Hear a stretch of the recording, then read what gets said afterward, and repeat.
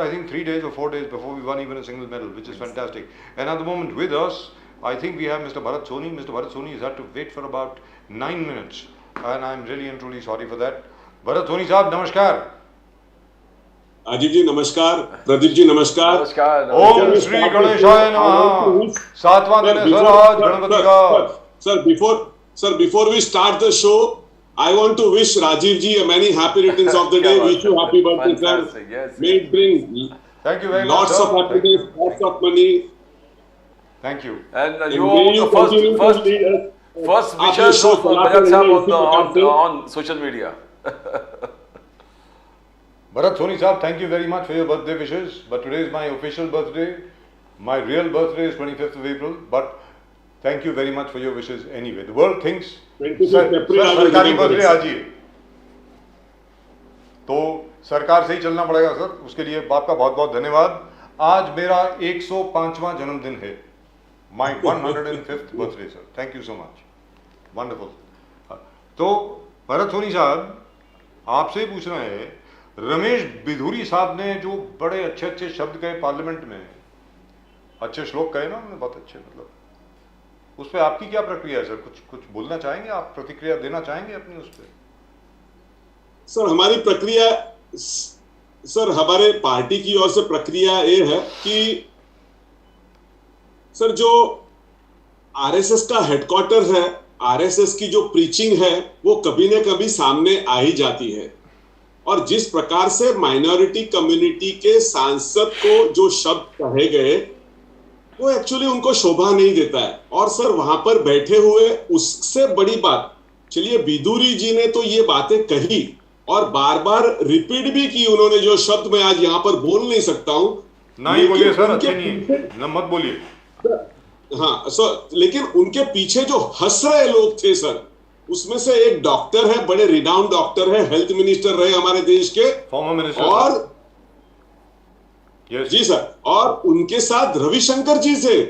also former minister. Sir मैं इनको बहुत रेस्पेक्ट करता हूं, इन दोनों मिनिस्टर्स को, और वो हंस रहे हैं. इनडायरेक्टली वो उसका समर्थन कर रहे हैं ऐसे मुझे नजर आया. तो ये बड़ा खराब लगा. और ये भी कहां पर सर, नए संसद भवन के शुरुआती के दिनों में. ये इतिहास याद रखेगा कि माइनॉरिटीज जिनको आपने सुरक्षा प्रदान करनी चाहिए, जिनको आपने एक उनके अंदर एक भावना पैदा करनी चाहिए कि आप लोग इस देश में सुरक्षित हो, वहां पर इस प्रकार की भाषा बिधूरी जी जैसे वरिष्ठ सांसद जो दिल्ली से चुन के आते हैं, उनका ये कहना शोभा नहीं देता है. और मुझे इससे आगे कुछ नहीं बोलना है राजीव जी. But isn't that terrible? So what Mr. Rahul Gandhi has actually said, he said उसके बाद जाकर के वो दानिश अली साहब से मिले और उन्होंने कहा कि भाई देखो ऐसा है कि अब तो यार बहुत ज़्यादा हो गया, अब तो सब लोगों को एकत्रित होकर प्यार की दुकान अब खुलनी पड़ेगी हर मोहल्ले में, हर गांव में, हर जगह पे. जैसे पहले हम लोग प्यार से रहा करते थे, वैसे ही. तो आपको लगता है वैसा होगा क्या कि राहुल गांधी साहब सबको रीयूनाइट कर पाएंगे? क्या लगता है?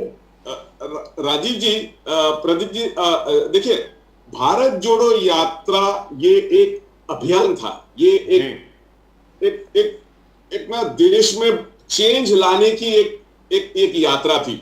जिस प्रकार से देश में जो नफरत सब जगह पे फैला हुआ है, उस नफरत को मोहब्बत में बदलना और आपसी भाईचारा निर्माण करना, इसलिए ये भारत जोड़ो यात्रा बनाई गई थी. और भारत जोड़ो यात्रा ये कोई चुनावी यात्रा नहीं थी या चुनाव को मद्देनजर रखते हुए ये यात्रा नहीं थी. जैसे कि इनकी अभी जन आशीर्वाद यात्रा चल रही है, तो ये जन आशीर्वाद यात्रा नहीं है, ये भारत जोड़ो यात्रा है. और ये भारत जोड़ो यात्रा अपने आप में एक चेंज लाने वाली यात्रा है.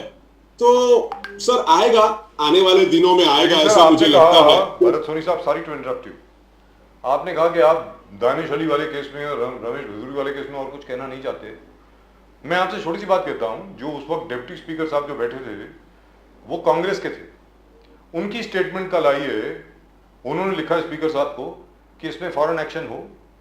जो ऑनरेबल एमपी है जिन्होंने इस शब्दावली का प्रयोग किया है, उनको फौरन निलंबित किया जाए यानी सस्पेंड किया जाए और केस जो है वो प्रिविलेजेस कमेटी को रेफर किया जाए। अभी तक प्रिविलेजेस कमेटी को ये केस रेफर नहीं किया गया है सर। आपको लगता है कि इस केस में एक्शन होगा? I am asking for your personal opinion. Why has the case not been referred to the privileges committee so far? After all, they suspended Mr. Raghav Chadha, they suspended Mr. Sanjay Singh, they suspended Mr. Adhir Ranjan Chaudhary for 1 or 2 days and then brought him back. So, do you think there will be action, sir? Sir मुझे अभी भी थोड़ा सा विश्वास है, थोड़ा बचा हुआ है विश्वास के अगर करेंगे। और ओम बिरला जी और इन लोगों ने जिस प्रकार से वो सब चीजों में बड़े परफेक्ट रहते हैं तो उनको करना चाहिए, लेकिन पता नहीं सर, आने वाला वक्त ही बताएगा। होना तो चाहिए लेकिन ओम बिरला जी की तो स्टेटमेंट आई है परसों, उन्होंने कहा है कि भाई ऐसा अगर दोबारा किया तो एक्शन विल बी स्ट्रिक्ट। दोबारा किया मतलब दोबारा तो सख्त कार्रवाई होगी। दोबारा मतलब एक बार और, मतलब जैसे फुटबॉल में होता है ना कि एक फाउल कर दो, किसी की टांग तोड़ दो, येलो कार्ड है, रेड कार्ड अगले फाउल के लिए, कहने का मतलब ये हुआ अगले फाउल। तो आपको क्या लगता है सर? सर मुझे सर क्या है सर, हमारे देश की जो न्याय प्रणाली का है उसको एक तनावपूर्ण स्थिति में लोग ने लाके खड़ा तो कर दिया है, लेकिन फिर भी अभी मैं बिल्कुल ये नहीं कह सकता हूं कि ये नहीं होगा करके। हो भी सकता है, लेकिन जिस प्रकार से पिछले सब हमने वाकया देखे कि अपोजिशन के जो मेंबर ऑफ पार्लियामेंट्स है, अपोजिशन पार्टीज के, उनके ऊपर जितने जल्दी से कार्रवाई होती है उतनी जल्दी कार्रवाई बीजेपी के सांसदों पे नहीं होती है, तो शायद नहीं भी हो सकता है सर। अच्छा, आज सोनी साहब, मोदी साहब ने ऑलरेडी चालू कर दिया है campaigning in the 5 states in the coming elections. बोले कि ये 5 स्टेट जो है that will be coming towards the BJP. जो उनके आशीर्वाद यात्रा जो चालू कर दिया है मोदी साहब ने, आशीर्वाद यात्रा, कार्यकर्ता महाकुंभ ऑर्गेनाइजेशन, उन्होंने कि संगठन ही हमारा सबसे बड़ा शक्ति है और कार्यकर्ता हमारे पिलर्स है, जो उन्होंने कहा कि भोपाल में भी कहा, राजस्थान। तो आगे जाके वो कहते हैं कि Congress, the Indian National Congress, urban naxalites are running the Indian National Congress. Soni साहब, urban naxals are running the Indian National Congress. And आप लोग के नेता जो है, कांग्रेस के नेता, किसानों के बीच में खेतों में जाके सिर्फ फोटो खिंचवाते हैं। आपके लिए ये फोटो अपॉर्चुनिटी है, आपके मन में या दिल में किसान और गरीब प्ले को कोई स्थान नहीं है। That is what mister Modi said. How is what is the reaction sir? Pradeep ji, let Modi ji say whatever he wants to say. We are focusing on the real issues. But what he says about the किसानों के बारे में जो कहा था, तो sir जो किसानों का जब आंदोलन चल रहा था, उस आंदोलन पे जिसने गाड़ी चढ़ा दी तेनी जी ने, उसके प्रति कुछ नहीं किया। और वो चाहते हैं कि हमारे यहाँ के जो लोग हैं जिनके ऊपर मुकदमा अभी तक नहीं चला है, उनको अर्बन नक्सल आप बोल रहे हो, तो आपको पहले अपने गरेबान में झांक कर देखना चाहिए कि हमारे पास कौन कौन लोग हैं और हमारे पास कैसे कैसे लोग हैं। अगर उनके पास वैसे लोग हैं और उनसे ये चला रहे हैं, तो आपके पास 9 साल से तो आप राज्य कर रहे हो, 9 साल से तो आपकी गवर्नमेंट है। आप जिनको अर्बन नक्सल्स और जो कहते हो, उनके ऊपर आप केस चलाइए, उनको अंदर करिए। आपको किसने रोका है? आपके पास तो ब्रूट मेजॉरिटी है और उस मेजॉरिटी के दम पर, उस मेजॉरिटी के बल के ऊपर आप वो जो सो कॉल्ड अर्बन नक्सल, जिनको आप कहते हो अर्बन नक्सल, उनके ऊपर मुकदमा करिए। यस। और सॉरी साहब, प्रदीप जी, रही बात 5 राज्यों में जो चुनाव आ रहे हैं, उस चुनाव के अंदर किस प्रकार से लोग आपको चुन के देते हैं, वो अभी आने वाला वक्त ही बताएगा। ये 4 जो राज्य है और एक मिजोरम, ये 5 राज्य के अंदर इंडिया अलायंस इस बार जीतेगा और इंडिया अलायंस की सरकारें बनेगी। राहुल गांधी जी ने आज एक सोशल मीडिया में आपका जबरदस्त एक कैंपेन पुश चल रहा है ओस्लो में, नॉर्वे में। राहुल गांधी जी ने कहा कि the Congress will reclaim democracy. Rahul Gandhi ji का कहना है Congress will reclaim democracy, the manufacturing sector in India is back, it's not the way it should be, and manufacturing is one area which India will have to concentrate. Since Indian National Congress will see that manufacturing sector takes a giant, a big quantum jump. आगे जाकर कहता कि inclusion of tribals, Dalits and minorities, that is the most important phase, and the Indian National Congress will practice inclusive politics where it will include the tribals, the Dalits, the minorities. तो ये कैसा statement है? एक जगह मोदी साहब बोल रहे हैं कि we are the third biggest economy, shortly we will be the third biggest economy. The World Economic Forum leaders say that this in 8 to 10 years India is going to be the $10 trillion economy.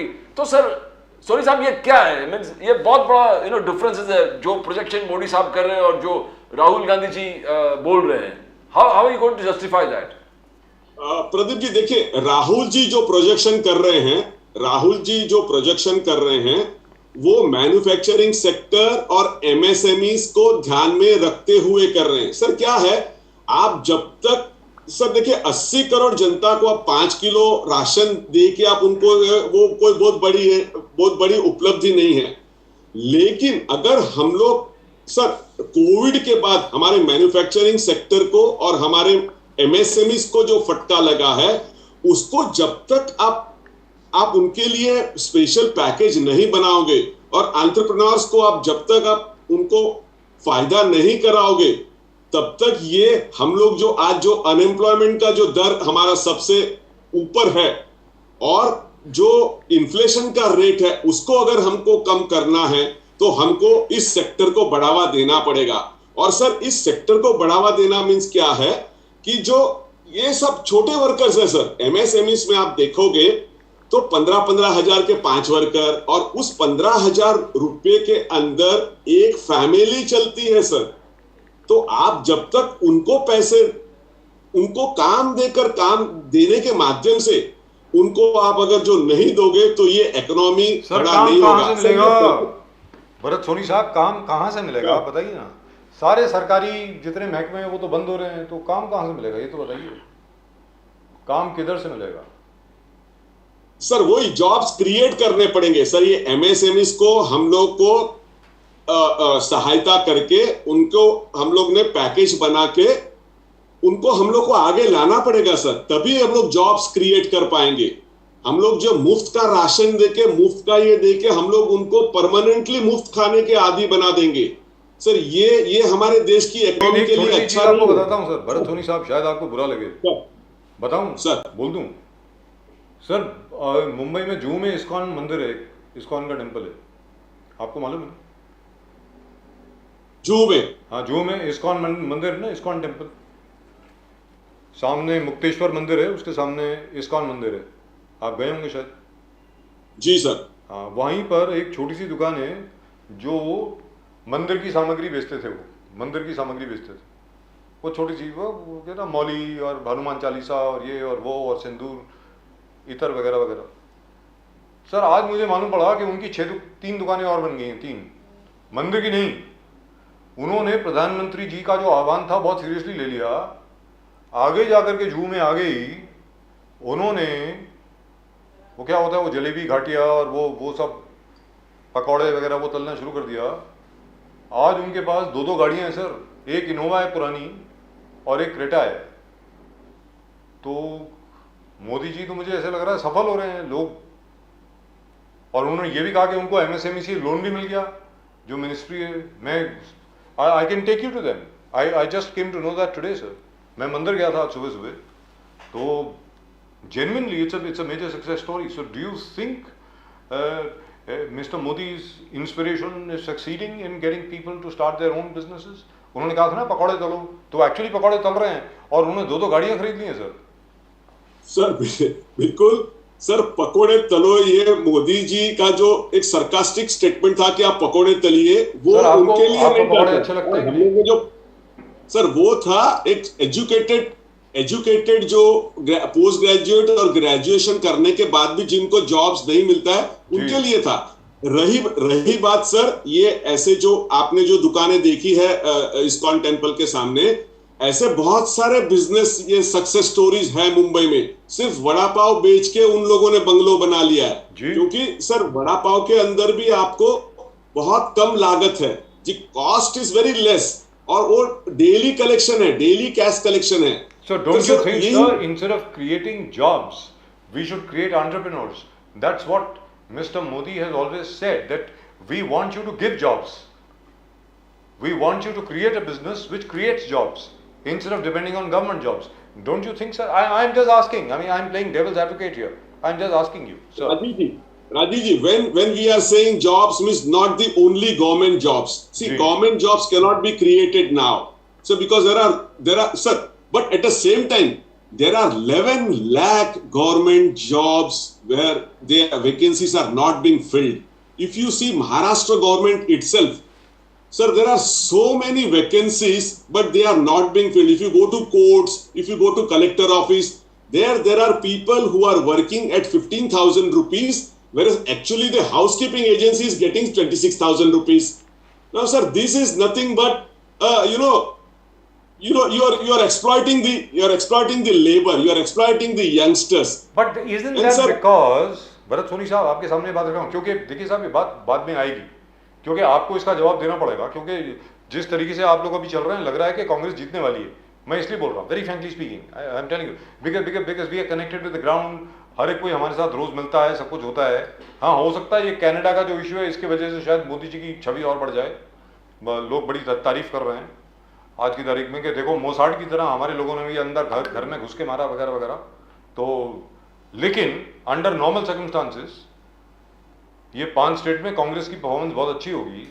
तो sir लोग जो हैं, people are going to ask you where are the jobs, because in all government agencies, in all government organisations, everybody is switching on to contractors, on to contractual jobs. Permanent jobs नहीं है sir इस वक्त। तो आप कैसे करेंगे? एक alternative model जो है इकोनॉमी का, कि अर्थव्यवस्था जो है वो कांग्रेस का विकल्प क्या है, कि कैसे लोग आगे बढ़ेंगे, उसके ऊपर आपको काम करना पड़ेगा सर। सर बिल्कुल सर, हम लोग ये 2024 के चुनाव को ध्यान में रखते हुए हमारी जो टीम है वो हमारी ये एआईसीसी का प्रश्न है राजीव जी, आपने जो मुझे पूछा, वहां पर प्रवीण चक्रवर्ती जैसे लोग और ये लोग सब जन इसके बारे में सोच रहे हैं। हम तो आपको एआईसीसी का ही जनरल सेक्रेटरी समझते हैं सर। बोलिए सर, बोलिए राजीव जी, मैं मुंबई प्रदेश को रिप्रेजेंट करता हूं और मुंबई प्रदेश लेवल का प्रवक्ता हूं, लेकिन मुझे जो थोड़ी बहुत जानकारी वहां से मिलती है, क्योंकि मैं रोज पढ़ते रहता हूं और इनका ये सब देखते रहता हूं मीडिया में और सब जगह, तो वहां पर एक ऐसा बना हुआ है एक बड़ा थिंक टैंक, जो लोग ये सोच रहे हैं कि राहुल जी ये जो सारी बातें कर रहे हैं उसको हम लोग इंप्लीमेंट कैसे करेंगे। अगर कल हम लोग सत्ता पे आ गए और राहुल जी प्रधानमंत्री बन गए तो किस प्रकार से इंप्लीमेंट किया गया था, इसके ऊपर एक कलेक्टिव लीडरशिप है सर, और वो कलेक्टिव लीडरशिप सोचेगी सर। तो सर हम लोग भी बड़े एक्साइटेड है, हम लोग भी देख रहे हैं कि किस प्रकार से ये सारा सब होगा और किस प्रकार से जॉब्स क्रिएट किए जाएंगे। ये इवन हम लोग भी सोच रहे हैं सर कि ऐसा होना चाहिए। सोनी साहब, राहुल गांधी जी ने आज कहा, राहुल गांधी जी से कर्नाटक का, राहुल गांधी जी का कहना है कि कर्नाटक में जिस प्रकार से 5 वचन गरीब कल्याण योजनाएं, ये चीज लेकर हम लोगों के सामने जा रहे हैं और 5 स्टेट हम लोग जीतेंगे। That was Rahul Gandhi ji said. Rahul Gandhi said कि हम 15 लाख के जुमला में विश्वास नहीं करते, अच्छे दिन के जुमला हम लोग विश्वास नहीं करते। हम our model is not Adani model. Our model is किसानों का, मजदूरों का, दलित, पिछड़ों, आदिवासियों को सब इंक्लूड करके। और उन्होंने जो नरेंद्र मोदी जी कह रहे हैं बार बार कि ये नारी Shakti Vachan Adhiniyam it's a landmark historical achievement in India's democratic process. Rahul Gandhi ji ने और आपके अलग अलग स्टेट लेवल में जितने कांग्रेस के प्रवक्ता है उसको बोल रहे कि ये दूसरा जुमला है, वुमेन्स रिजर्वेशन एक जुमला है, जैसे अच्छे दिन है। तो how now you are presenting the Garib Kalyan model and you are saying that हमारा Adani include, how can you elaborate on what Rahul Gandhi ji said today?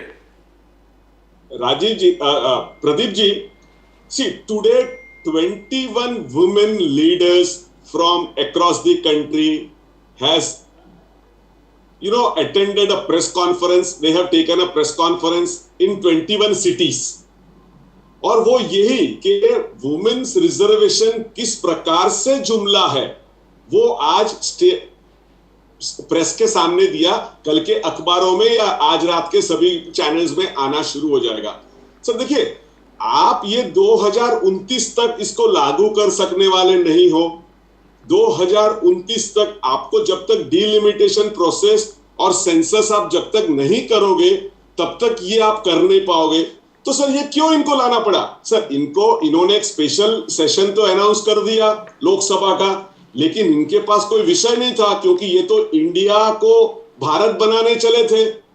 Sir वो जब इनको बैकफायर हो गया, वो बूमरैंग हो गया, तो इन्होंने सोचा कि अब हम लोग स्पेशल सेशन में चलाएंगे क्या। तब इन्होंने जाके सोचा और ये वुमेन रिजर्वेशन लाए। सर अब वुमेन रिजर्वेशन सभी लोग, अभी पता चल गया कि वुमेन रिजर्वेशन ये 2029 के पहले लागू नहीं किया जा सकता है। अगर इनको करना है विमेन्स रिजर्वेशन लागू तो इमीडिएटली करे सर, लेकिन इमीडिएटली किया नहीं जा सकता है, तो ये भी जुमला साबित हुआ। अब सर अच्छे दिन के बारे में तो हम लोग जब जानते हैं, कब आएंगे अच्छे दिन ये तो किसी को पता नहीं है आज तक जी। तो लेकिन जहां तक आपके अच्छे दिन का प्रश्न है, आप अच्छे दिन वाला स्लोगन इस्तेमाल नहीं करेंगे, कहने का मतलब ये हुआ। आप वो गाना गाएंगे, कोई लौटा दे मेरे बीते हुए दिन, वो बहुत हुई महंगाई की मार, अच्छे दिन आने वाले। या तो आप वही बोलेंगे भाई हमारे बुरे दिन ही बहुत अच्छे थे, वो ही ले आओ। असल में यार एक्चुअली महंगाई बहुत ज़्यादा हो गई है भरत सोनी साहब। मतलब I am still waiting for someone to come up with an alternative, कि कोई ऑल्टरनेटिव तो लाए so that the money that you have in your pocket remains in your pocket. या तो मतलब वो पुराने जो 1000 रुपये के नोट थे, मैं आपको एक छोटी सी बात बता रहा हूँ, मतलब मजाकिया लगेगी आपको, प्रदीप जी और मैं इसके बारे में न जाने कितनी बार बात कर चुके हैं। जो पुराने 500 के नोट थे ना, जो पुराने 1000 के जो नोट थे, जो नोटबंदी के बाद जो डी नोटिफाई हो गए, सर वो खत्म नहीं होते थे, सर वो खर्च नहीं होते थे, बहुत देर तक वो 1000 का नोट रहता था। तो राजीव जी बिल्कुल, मैं भी हम लोग भी वही सोचते हैं सर मैं भी उस तो जमाने से आया। हम लोग जब पर कुछ फूक फाक के तो नहीं डाला गया, कुछ तंत्र मंत्र षड्यंत्र तो नहीं किया गया। ये नई करेंसी जो है सर रहती नहीं है, इधर से आई उधर से चली गई, ये क्या है? राजीव जी 106 रुपए का पेट्रोल। ये राजीव जी ये हर छोटे बड़े व्यक्ति, हर सामान्य व्यक्ति और जो मिडिल क्लास का है, उनके सबकी परिस्थिति ऐसे है कि सर ये नोट रुकते नहीं है। लेकिन सर उसका कारण क्या है? क्योंकि बाहर सर महंगाई इतनी, सर देखिए हम लोग, मैं अभी अब पर्सनल बातें नहीं करनी चाहिए, हम लोग 80 में जब कॉलेज में थे तो हमको एक एश्योर्ड था कि हमको कहीं भी एक क्लर्क की नौकरी मिल जाएगी 300-350 रुपए की, और उसमें हम लोग घर आराम से गुजारा। आज के दिनों में हम लोग, हमारे अभी के यंगस्टर्स को उसको कहीं जॉब श्योर मिलेगा ऐसे हम लोग कोई श्योरिटी नहीं दे सकते। आईटी फील्ड में कहिए, ये गवर्नमेंट जॉब की नहीं बात कर रहा हूं मैं सर, ये किसी भी क्षेत्र के अंदर हम लोग उनको जॉब नहीं दे सकते हैं। तो उसी प्रकार से सर अनएम्प्लॉयमेंट, प्राइस राइज, इसको आप देखेंगे तो आज जो मिडिल क्लास का जो बंदा है, मिडिल क्लास की फैमिलीज है, वो लोग इसके नीचे जा नहीं सकते हैं और वो उस लेवल पे टिक नहीं सकते हैं। So in effect that will be the Congress campaign, the middle class and the lower middle class and the farmers. So that will be your campaign effectively. Yes sir. Sir. Yes, and sir, of course Hindu-Muslim unity, and of course unifying India. No politics of hate. Is that going to be the main thrust of the Congress? Absolutely, sir. Sir, is Mr. Modi running away from caste census? That is what Rahul Gandhi जी का लगातार 2 दिन से वजह सब charge लगा है कि Mr. Modi is running away from caste-based census, और राहुल गांधी जी का वही social media campaign Congress across the board चला रहा है। जो 90 सेक्रेटरीज है उसमें 3 ही ओबीसीज के हैं। There is no empowerment of OBCs. 5% of the total budget only is being controlled by the OBCs when they are around more than 60% of the total electoral process. So is Mr. Modi running from caste-based census? Sorry, sir. Sir, Pradeep ji, see, that is what. See, unless you don't do that caste-based census, how would you give the OBC reservations? Unless you think on the sir delimitation process के बाद ये government parliament की सीटें बढ़ जाएगी, assembly और government जो parliament है उसकी जो नंबर ऑफ सीट्स है that will increase. Once you go into census and once you go into the delimitation process, it will increase. So unless you do that, how are you going to give the reservation? And before you do, sir, आप उसको एक 2011 के base rate पकड़ के इतना population rise हुआ उसको पकड़ के आप रिजर्वेशन नहीं दे सकते. तो sir why is running away? क्योंकि उनको मालूम है कि मैक्सिमम लोग जो है वो ओबीसी के लोग इसके अंदर आ जाएंगे और वो ओबीसी वोट बैंक जो एक जमाने में बीजेपी का था वो ओबीसी वोट बैंक आज उनके साथ रहा नहीं है, क्योंकि जिस प्रकार से ये लोग रिजर्वेशन में खिलवाड़ कर रहे हैं उनके साथ, वो देखकर ओबीसी को लगता है कि उनके साथ अन्याय हो रहा है. Right, thank you so much Bharat Soni साहब. गणपति की आपको बहुत बहुत शुभकामनाएं. 7वां दिन है गणपति का. Thank you Rajiv ji, thank you Pradeep ji, thank you very much. Ganpati Bappa Morya. Thank you very much. नमस्कार. नमस्कार sir. You know, as far as the Congress is concerned, Pradeep ji, they still have to come out with a proper alternative plan. What is the plan? Well, what is your plan? I still haven't heard it. You heard what Mr. Bharat Soni said. Sir, what I see is they have got definite plans for the state level. Yes. Garib Kalyan schemes are raging hot. I mean, it's unbeatable. Probably BJP doesn't have a state plan the way Congress has, because they refuse to give electricity free, they refuse to give woman pension. I don't know why they're doing that. I think it's their, So Congress has a plan and it has got fantastic state leadership. Now, only Mr. Modi, it's only Mr. Modi versus the entire Congress and the entire country. एक opposition. एक मोदी हर एक पे भारी. Yes, बिल्कुल sir, वो वही चल रहा है. Now, सिर्फ आप national security, nationalism, appeasement of none, development के बात करके कब तक? जितने गरीब हो, ओबीसीज है, you have to have a plan for that. Or if you knock off a few terrorists in Canada and England and Pakistan. The entire BJP is only dependent on Mr. Modi and whatever he says, oh, Lakhir hai. That's now and how long? G20. How long? So let's ask Mr. Yogesh Khaire, बिल्कुल sir. who's there with us now.